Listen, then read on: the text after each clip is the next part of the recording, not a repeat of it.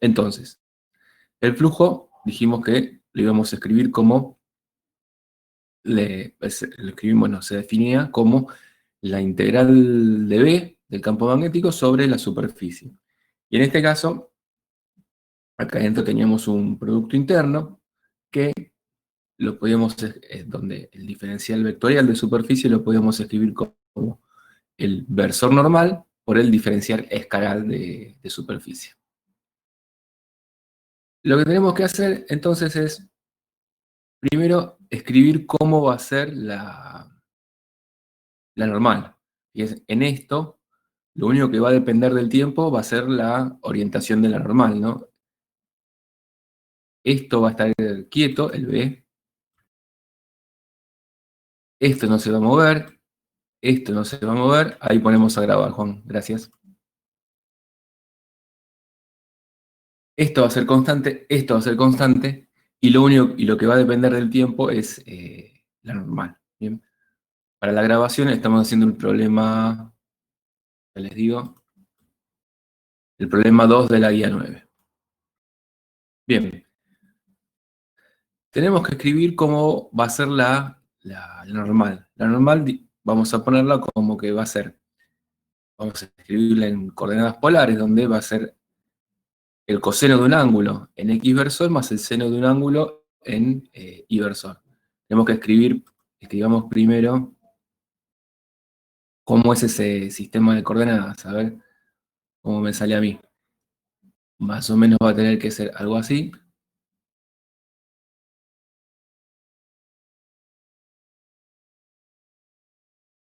Acá vamos a escribir, esto va a ser Y y esto va a ser X. Bien.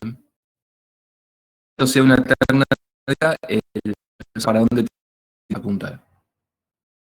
Dígame.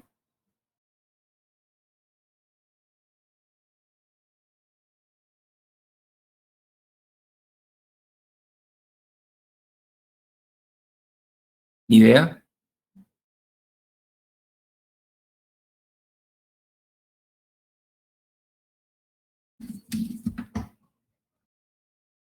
¿No?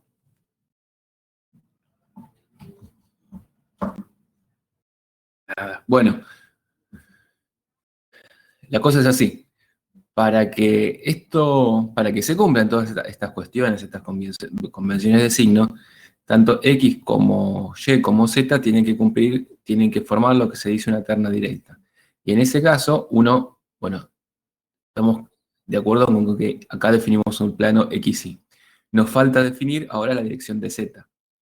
Pero ¿cómo la definimos? ¿Saliendo de las pantallas o hacia las pantallas? Bueno, la cosa es que para que esto funcione, siempre si lo definimos de esta forma, el Z debe salir de las pantallas, ¿no? Esto es muy importante que lo hagan siempre a conciencia, porque si no lo que va a terminar sucediendo es que los signos le van a dar mal y les van a apuntar las cosas para otro lado. ¿Bien?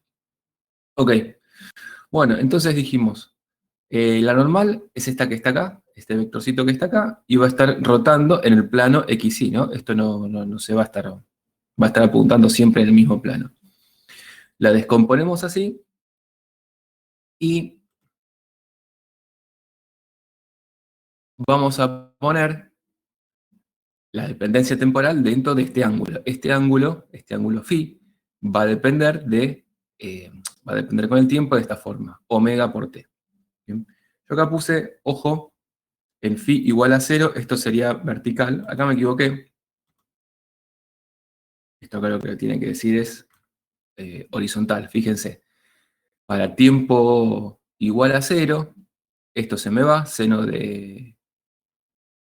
para tiempo igual a 0, phi es igual a 0, el seno de 0 se me va, y solo me quedaría componente horizontal de la normal. Entonces acá, la normal quedaría acostada hacia la derecha. ¿Bien?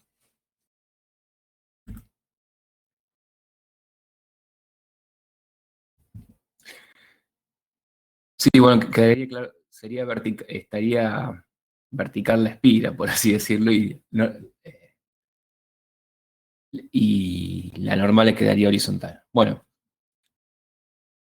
ya sabemos escribir la normal, como depende del tiempo. Sabemos escribir en este sistema de referencia el campo B nos queda de esta forma, en horizontal, apuntando en el eje de X. Y bueno, tenemos que hacer el producto interno. Bueno, escribimos B, la parte, el campo B, la normal, diferencial de superficie,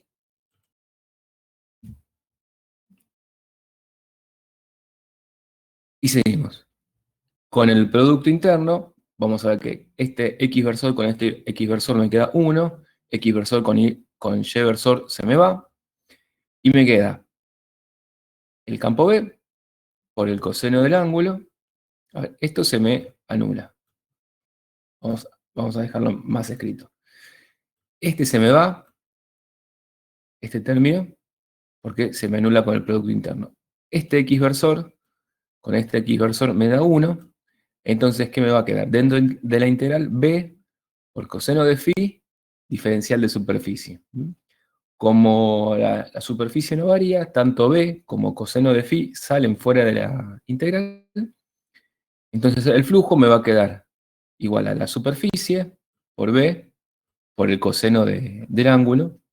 Y en general, esto es S por B por el coseno de omega t. Bien, porque sabemos que phi depende del tiempo como omega t.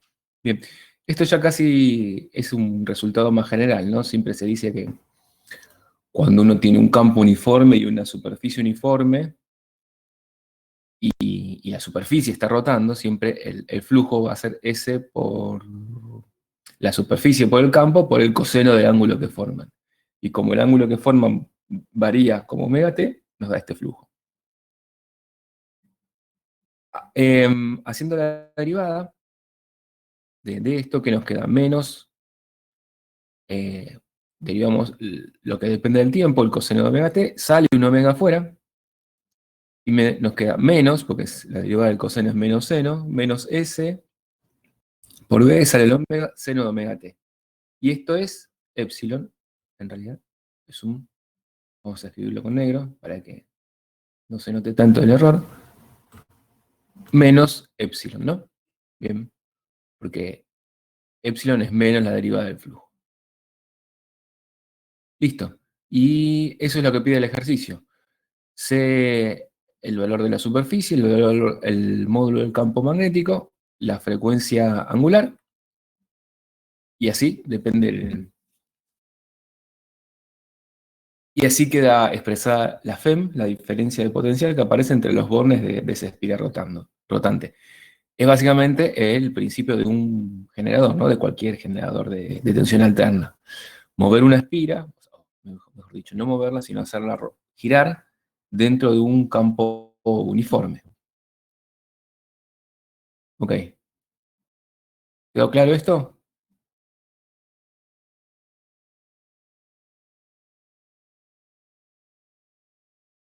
Bien, buenísimo.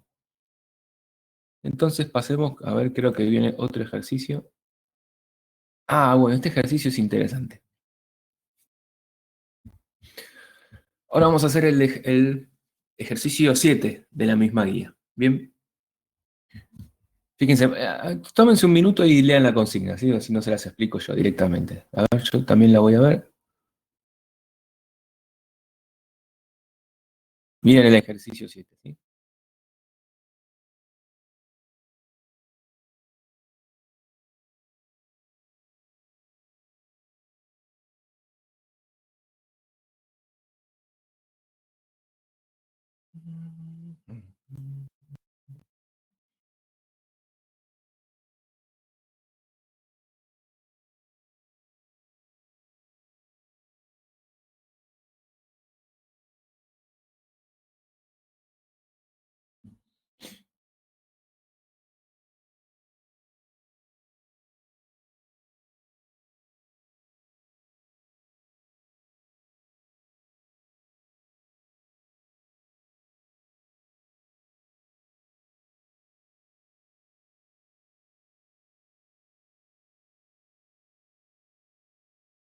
Bueno, a ver. A ver si puedo compartir las pantallas. Pestaña de Chrome. Tu, tu, tu, tu, tu.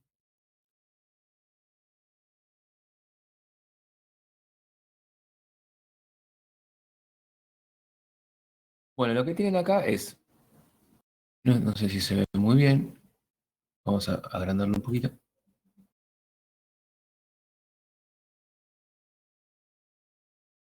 Es un generador que se llama disco de Faraday.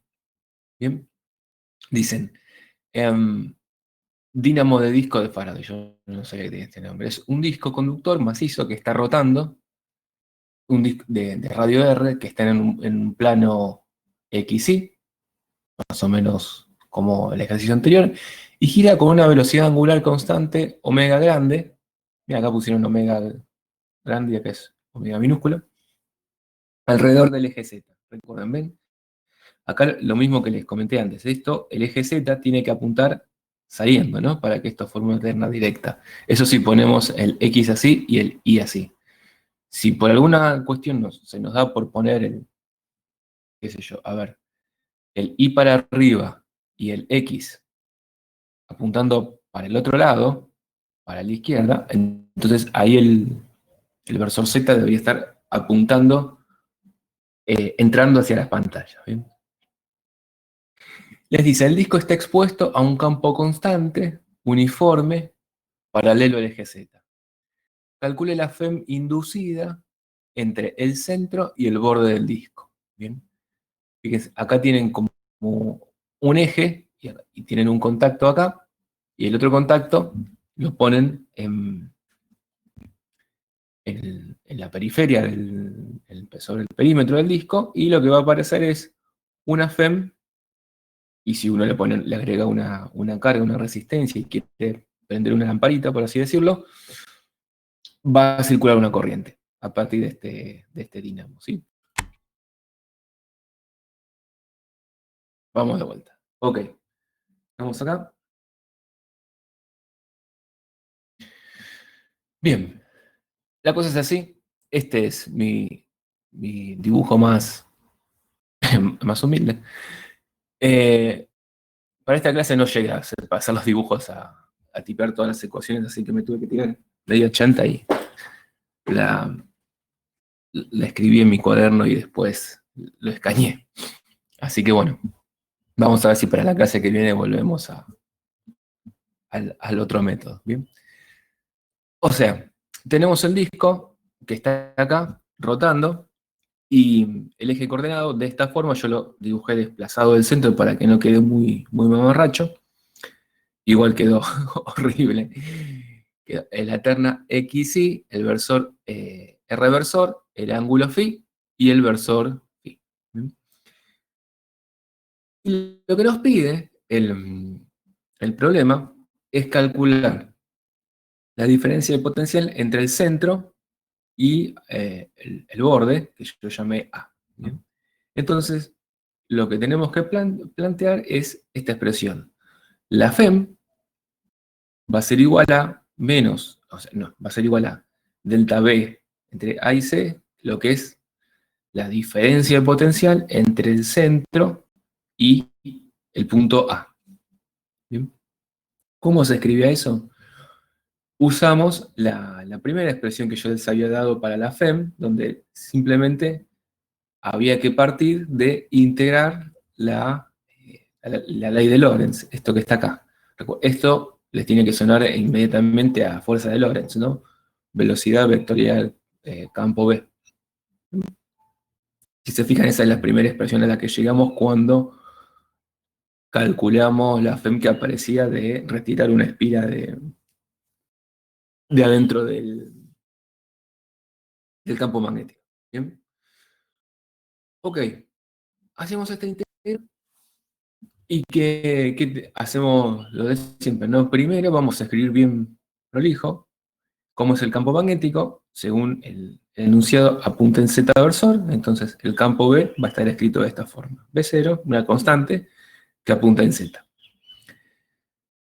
Luego viene la velocidad. Ahora la velocidad de cada punto va a estar escrita de esta forma, como la velocidad angular por el radio apuntando en phi versor, ¿no? Esta, ojo, es la velocidad tangencial y esta es la que se llama velocidad angular. La primera, la B corta, tiene unidades de metros sobre segundos, esta es de radianes sobre segundo, entonces en realidad 1 sobre segundo, multiplicado por la distancia al centro en dirección a la coordenada angular phi. ¿Bien? Nos queda entonces hacer este producto vectorial. ¿Y cómo queda? Nos queda velocidad escalar del campo, salen las constantes afuera y nos queda el producto vectorial de las orientaciones phi vectorial z. Eso nos da un reversor, ¿bien? O sea, este ángulo phi, que está acá, viene acá, uno lo puede trasladar al origen y lo dibuja acá. Miren que acá se me hace lío, me gusta usar otro color. Si uno traslada ese phi versor al origen, le queda acá.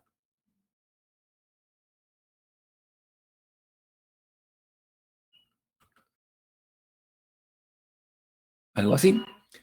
Entonces, haciendo el producto vectorial entre phi y z, lo que les da, por la regla del tirabuzón, es un vector que apunta en el reversor, ¿no? ¿Sí? Sale en el reversor positivo. Ok. Esto es lo que queda dentro de la integral y lo que sigue es integrar todo esto a través de un intervalo de integración a través de un recorrido, no me sale la palabra. Bien, acá, ¿qué nos queda? Esto que es lo que acabamos de calcular recién, y esto que está acá, que es el dl. Lo que vamos a hacer, eh, habíamos visto, ¿no? En realidad, como los campos son conservativos, en realidad yo podría integrar a lo largo de cualquier trayectoria, siempre que los finales, el inicio y el final sean que a mí me interesa, supuestamente, si uno integra a lo largo de cualquier trayectoria, el resultado va a ser el mismo. Pero lo que conviene hacer siempre es elegir la trayectoria para que la integración sea la más simple posible, ¿no? Entonces, lo que vamos a hacer es hacer una integración directamente en forma radial. Vamos a salir desde el centro y vamos a ir derechito hasta el borde. Eso lo escribimos como una dirección, una integración, una dirección hacia donde integramos que va en R reversor, ¿bien? Y el diferencial de longitud va a ser en R, ¿bien? Fíjense, acá, por cómo definimos la diferencia de potencial, nos queda la integral entre R grande y 0, ¿no? Estamos yendo desde afuera, partimos desde la periferia, desde el perímetro, hacia el centro. Bueno, no importa, eso quizás no es lo más usual que quede una integral expresada de esta forma, pero es simplemente recorrer el camino de la otra forma, que es la forma en que queda, si uno se basa en la ley de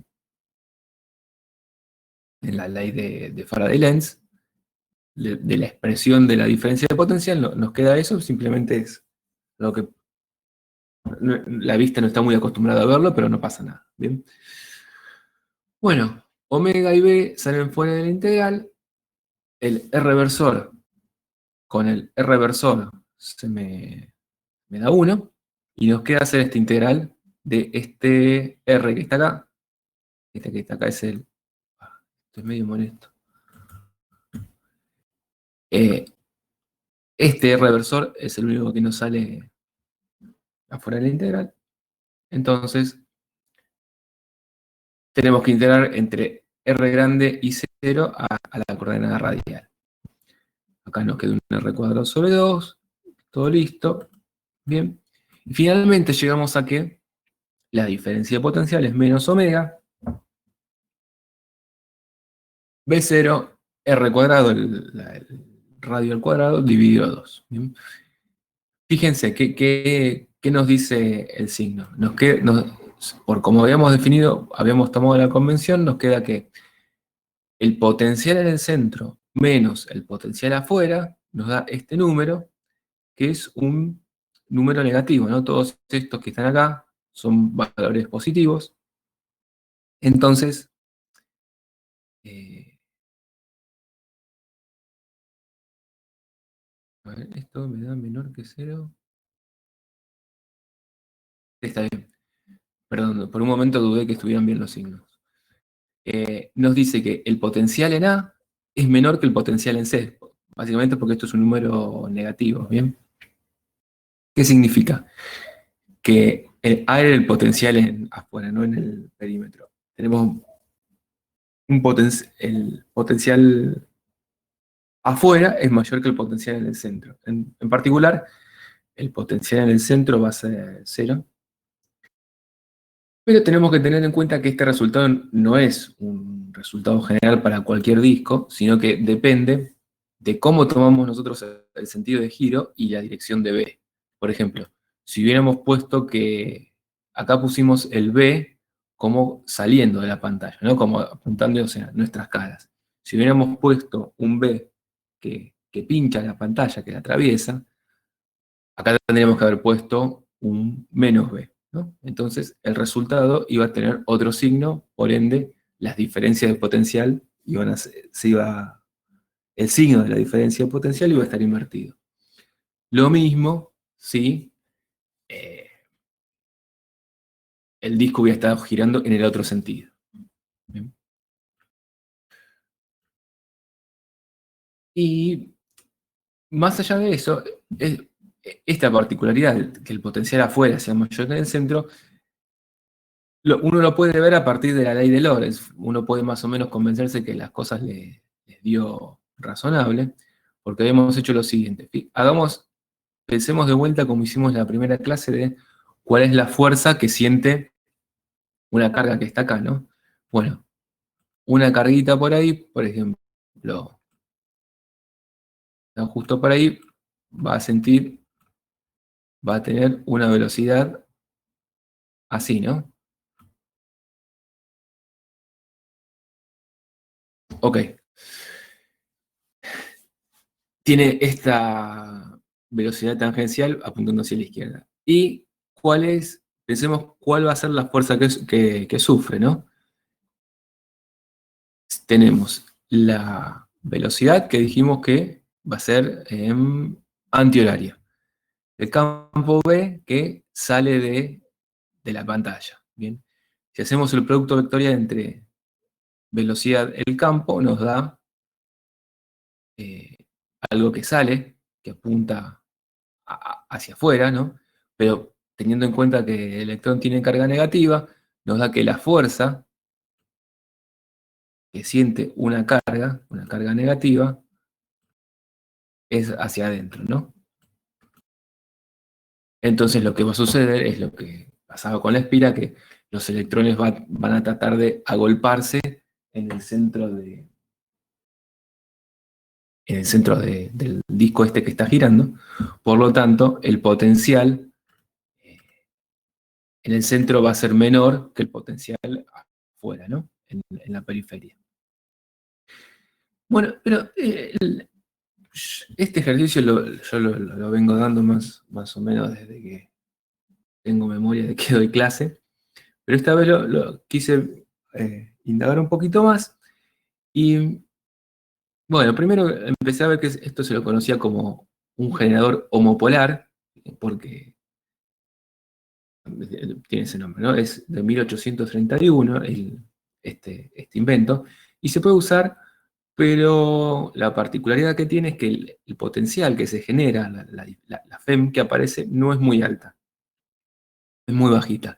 Lo que sí tiene es que se le puede sacar bastante corriente.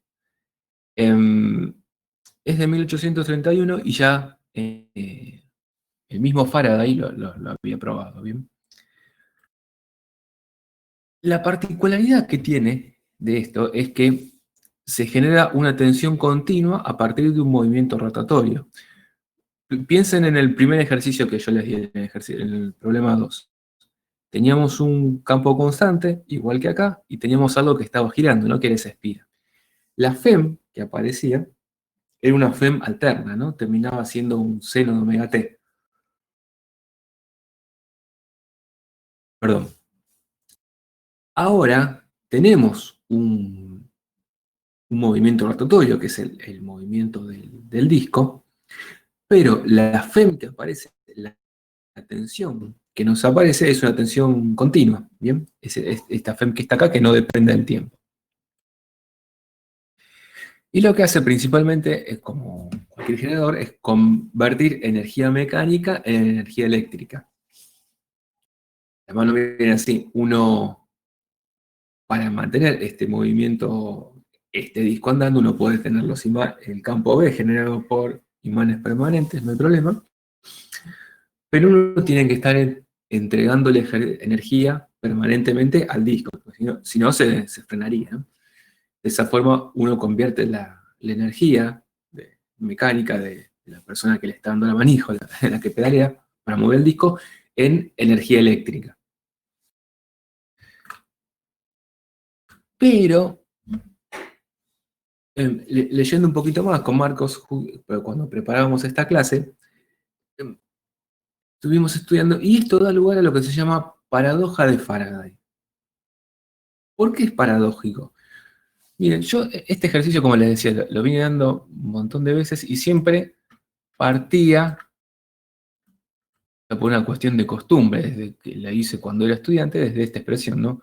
La FEM es la integral entre A, entre el extremo y el centro de la velocidad vectorial del campo. ¿Bien? Esa es una expresión para la FEM inducida, pero fíjense, mismo en el problema anterior, yo les había hablado de que la FEM está dada por la variación del flujo magnético en el tiempo. ¿Ok? Acá, para resolver este ejercicio, yo no hablé de flujo magnético. Simplemente integré una fuerza, por así decirlo. Esto es, a menos del valor de la carga del electrón, una fuerza, no la fuerza de Lorentz. ¿Y cuál es lo paradójico de esto? Porque si uno hace la cuenta, fíjense, yo les hubiera pedido, hagan este ejercicio y encárenlo por el lado de calcular el flujo magnético y tomarle la derivada temporal y cambiarla de signo. Bien. ¿Ustedes qué hubieran hecho, no? Hubieran dicho, bueno, a ver, el campo constante, la superficie de la espira no varía, ¿está bien? Es el disco que no cambia de tamaño. La orientación entre el disco y el campo no varía, eso es constante, entonces el flujo a través del disco, el flujo magnético es constante, ¿bien? Si lo derivo del tiempo me da cero, entonces no debería haber una FEM.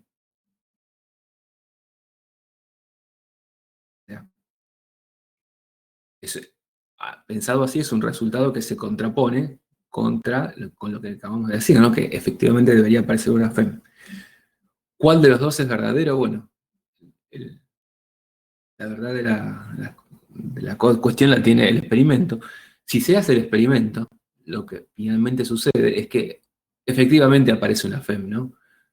Uno puede poner una resistencia de carga y medir una corriente que circula también, como lo muestra el enunciado del ejercicio. ¿Bien? Pero, pensando de otra forma, uno llega a un resultado distinto. Bien, parece que este ejercicio, o sea, este razonamiento a Faraday en su momento se lo hicieron, ese planteo se lo hicieron, y bueno, él intentó alguna explicación, pero si uno lee un poco el texto, básicamente la Wikipedia, ¿no? Lo que yo leí,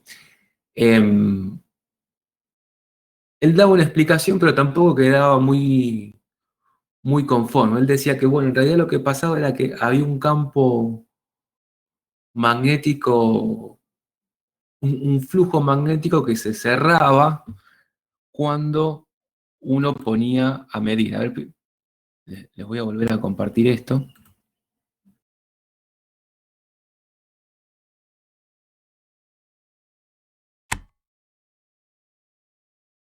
A ver. Miren que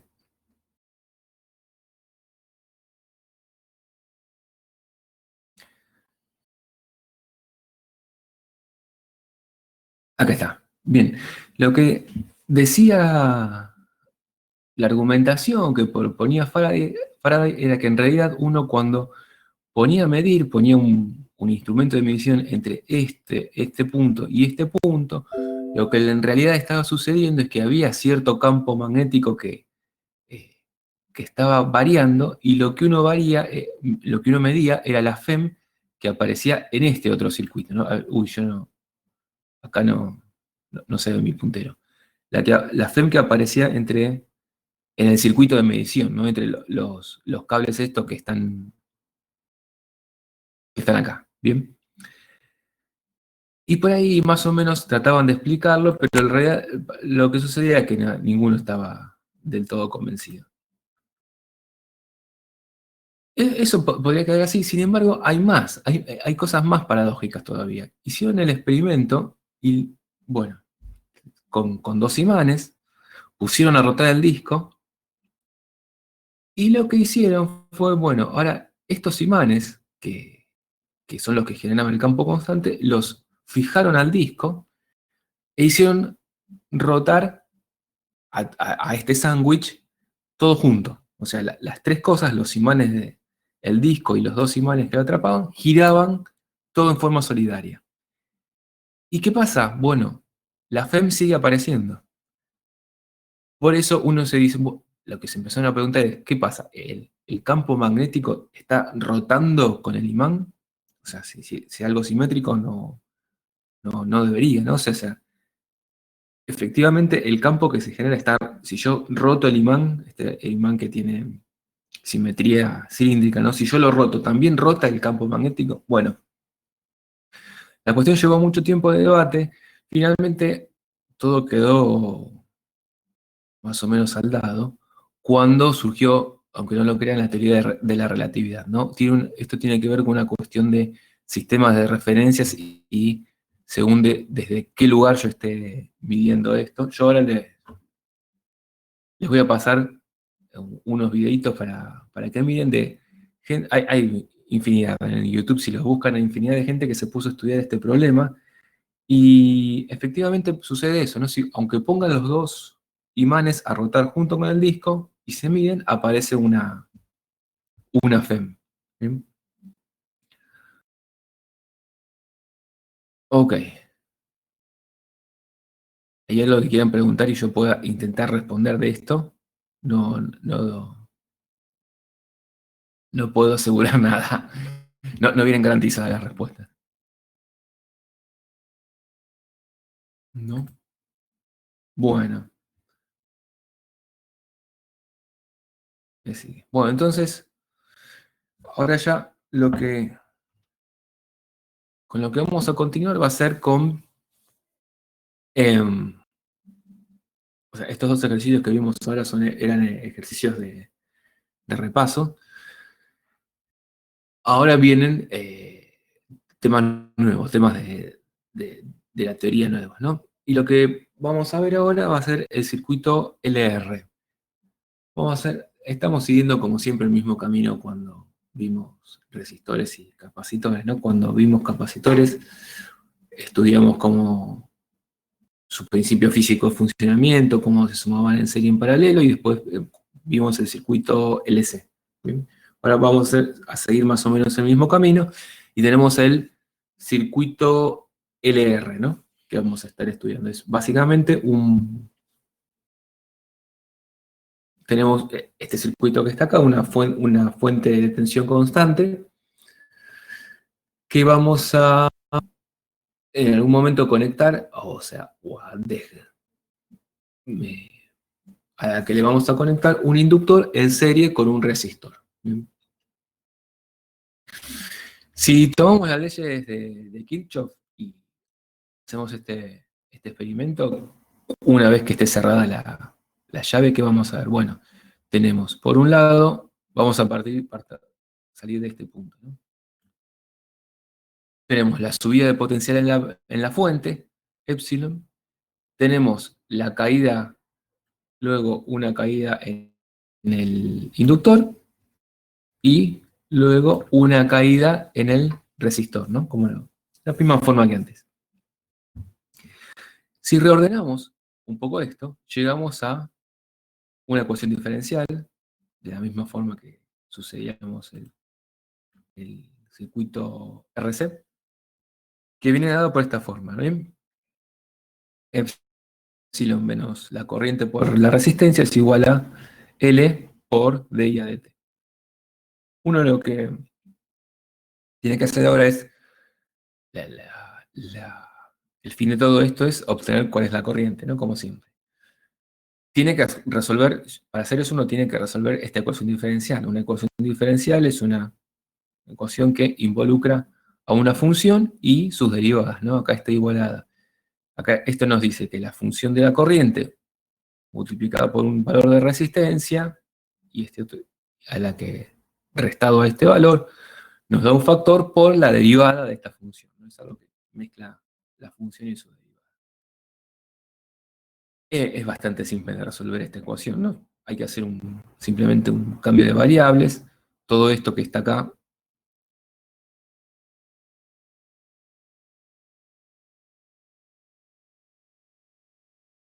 adentro lo llamamos x. Entonces, un diferencial de x nos queda como un diferencial de y por estas dos constantes, por menos r.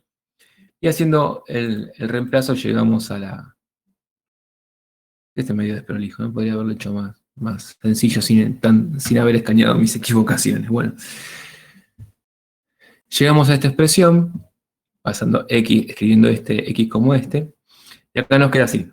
Bien, integramos ambos lados, y bueno, finalmente a lo que se llega es a la expresión de x de t, y uno vuelve, hace un paso para atrás y termina obteniendo la expresión para la corriente. Esto yo los hago rápido porque básicamente es la misma expresión, la misma ecuación diferencial que resolvimos cuando hicimos el circuito RC. ¿Bien? Repásenla y cualquier cosa y cualquier duda nos vuelven a preguntar. ¿Bien? La cuestión final es que la corriente que va a estar circulando por este circuito va a tener esta expresión. ¿Bien? Va a ser una constante, epsilon sobre r, por 1 menos esto que está acá. Y acá viene, esto es lo importante. Menos E a la menos R por T sobre L. ¿Bien? Y acá aparece otro tiempo característico, otro tau, que es L sobre R. De la misma forma que aparecía un tau, un tiempo característico del circuito RC, o tenemos un circuito RL, ahora aparece un tiempo característico que es L sobre R, donde tiene las mismas características del otro tau, ¿no? Es una vez que se alcanza ese tiempo, se llega al 63%, no sé cuánto, o cuando se alcanzan dos veces ese tiempo, se llega al 90 y algo por ciento. Y lo que queda, finalmente, si uno grafica cuál va a ser la corriente en función del tiempo, es algo así.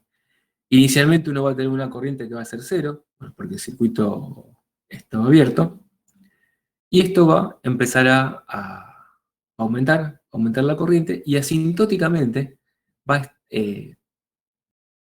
a tender hacia el valor final, epsilon sobre r, ¿no? Que es el valor final que esto alcanzaría si no hubiera inductancia, ¿no? Si no hubiera un inductor, sería un circuito puro resistivo y la corriente tendría el valor epsilon sobre r instantáneamente. Bueno, a ver, esto y minúscula si se quiere, ¿no? De básicamente graficar esto que está acá. A tiempos largos, esto me queda e elevado a un número muy grande, a menos un número muy grande, se me hace cero, entonces yo quiero que vean, ¿no? Esto desaparece cuando los tiempos son muy grandes y me queda epsilon sobre R multiplicado por 1 y llego a esta tendencia. Bien. Lo que hace el inductor en este caso es, hola Marcos, ¿cómo andás? Lo que hace el inductor en este caso es de alguna forma retrasar la subida de la corriente, ¿no? Si en este caso no hubiera habido un inductor presente en este circuito, bueno, ya lo dijimos, ¿no? La corriente hubiera también salido de cero, pero instantáneamente hubiera alcanzado el valor asintótico, ¿no? Este valor de acá. ¿Bien? Ok.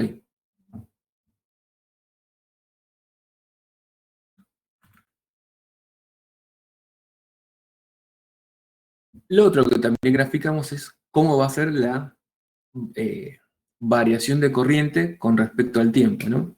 Inicialmente la corriente va a tener una derivada muy grande, o sea, el salto de corriente va a ser grande, va a tener un valor distinto de cero, que es epsilon sobre L, pero después la derivada de la corriente tiende a cero, ¿no? Eso es esperable, ¿no? Porque si decimos que a tiempos largos la corriente se mantiene constante, la derivada de esta función ya por esta zona ya tiene que ser cero. ¿Bien? Así que esto es lo que debería, si uno graficara si uno tiene en cuenta cuánto va a valer la derivada de la corriente respecto al tiempo, esto es lo que obtiene. Por otro lado, sabemos que la caída de tensión en el inductor es proporcional a esta derivada de la corriente, por eso también lo graficamos, ¿no?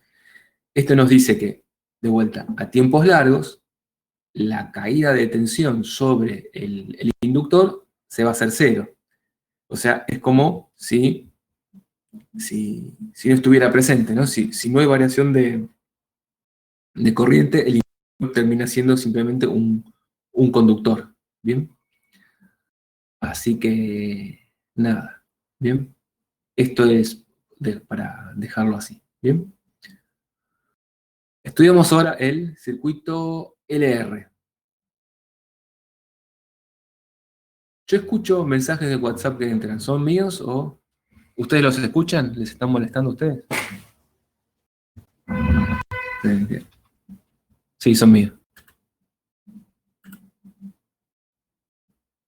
¿Mm? Bien.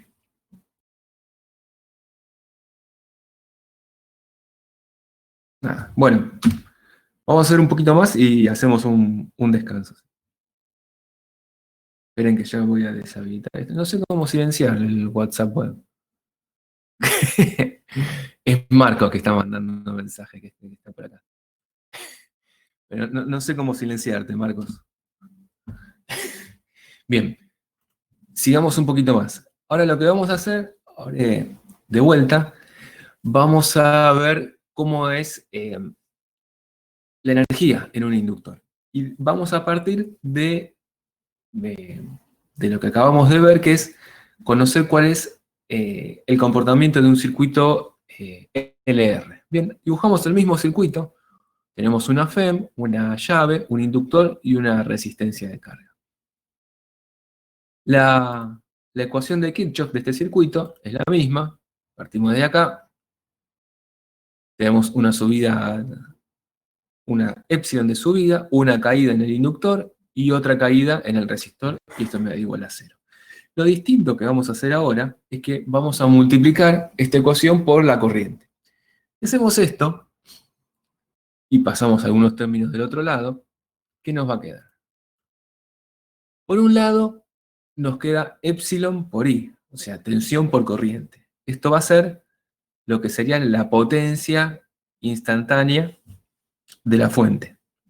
¿Bien? Eso es lo mismo que en continuo y que vimos con, ¿cómo se dice? Con el capacitor. Por el otro lado, nos queda I cuadrado por R, que es la potencia en el resistor. Y otro término que va a estar acá, que está asociado con el término L. Entonces, por una cuestión de consistencia, de que las unidades nos den, vamos a pensar que todo este término que está acá va a ser la potencia disipada, o sea, la potencia sobre el inductor. ¿Bien? Em, ¿Y cómo es? ¿Qué es la potencia? Bueno, sobre un componente, bueno, es básicamente la energía sobre tiempo, ¿no? Cantidad de energía por unidad de tiempo o derivada de la energía en función del tiempo. Eso nos queda que la variación temporal de la energía en la bobina, de U bobina dt, va a tener esta expresión, que la vamos a escribir así, como L por IA de ida dt. ¿Bien? Y acá volvemos a hacer el mismo truco que hicimos para capacitores y nos queda eh, este i por su derivada lo escribimos como un medio de la derivada de i al cuadrado respecto del tiempo. Bien, compénsase que esto es así. Si uno deriva la función i cuadrado, primero que tiene que hacer, bajar el 2 por el i y por la derivada de i respecto de t. Bien, el 2 que uno baja se simplifica con un medio de acá, y me queda un i afuera. Entonces, esto nos queda, es una forma análoga de escribir esto, ¿no? Bien, y lo que puede hacer uno es meter el 1 medio y el L, como no dependen del tiempo, lo puede meter adentro de la derivada, y a lo que uno termina llegando es que la energía sobre la bobina, sobre el inductor, tiene que ser L sobre 2 por la corriente al cuadrado que circula. Bien.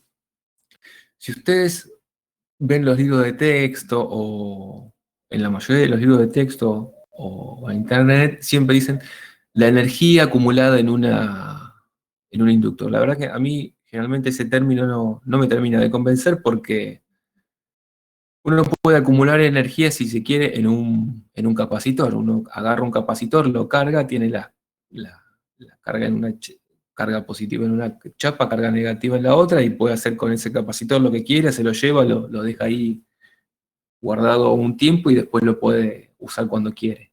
En cambio, en un inductor, si vemos acá, si no hay corriente circulando, no hay energía. Me cuesta ver alguna forma de asociar esto como una forma de almacenar energía en un inductor. ¿Bien?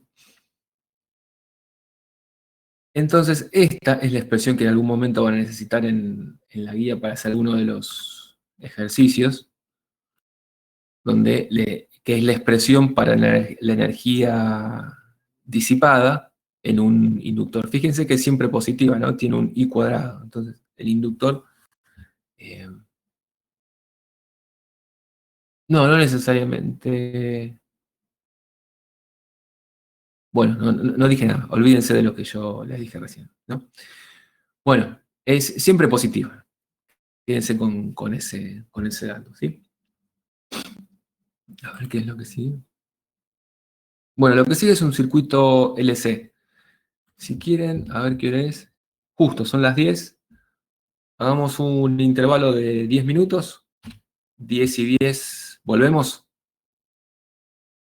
A menos que tengan consultas ahora, seguimos un ratito más.